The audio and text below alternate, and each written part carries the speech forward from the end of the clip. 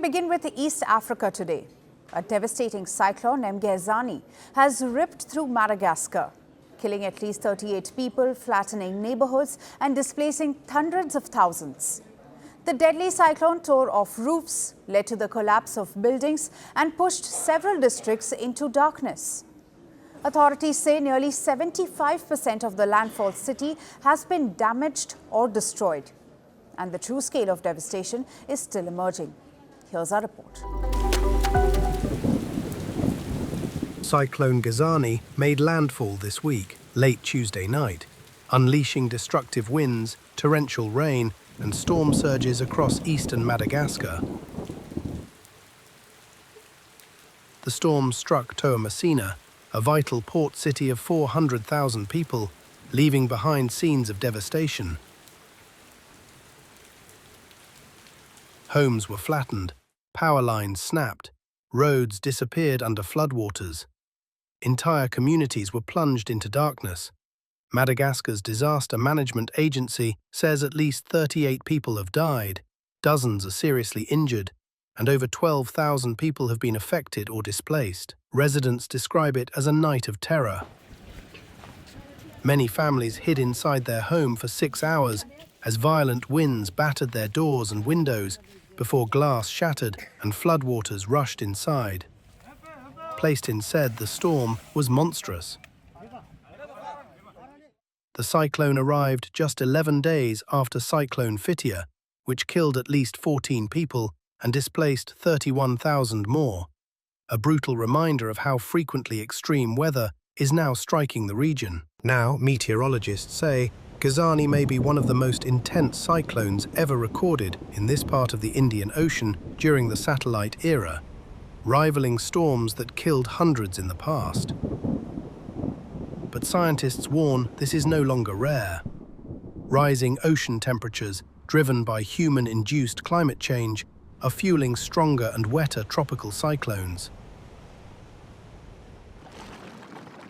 Warmer air holds more moisture, leading to heavier rainfall, while higher sea levels worsen coastal flooding.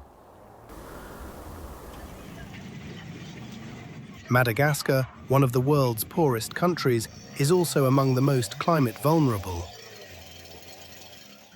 Many families live in fragile housing, lack storm-resistant infrastructure, and depend on agriculture that is increasingly disrupted by extreme weather. The result, every cyclone becomes a humanitarian disaster. Authorities say nearly 75% of Toamasina's infrastructure is damaged, including roads, power grids, health facilities, and supply routes. Food distribution has been disrupted, medical access is limited, fuel supplies are running low. The government is now appealing for urgent international assistance, warning that the scale of destruction exceeds national capacity. Out of compassion and solidarity with the Malagasy people who are facing the cyclone, I have come here to cope with the impact of the cyclone alongside the Malagasy people, especially in the Atsinanana region.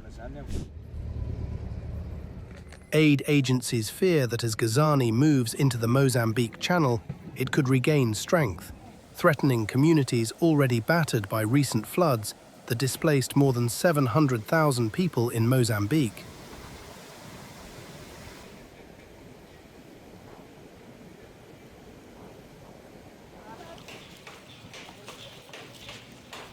Experts say this relentless cycle of destruction highlights a deeper global crisis. Island nations like Madagascar contribute almost nothing to global emissions, yet suffer some of the worst climate impacts. Climate scientists warn that without rapid global cuts in greenhouse gas emissions, storms like Gezani will only grow stronger, wetter, and more frequent. At the same time, vulnerable countries urgently need climate financing, not just for disaster relief, but for resilient housing, early warning systems, and climate-proof infrastructure, because without urgent action, today's disaster could soon become tomorrow's norm. For Madagascar, recovery might take years. For the planet, the window to act is closing fast.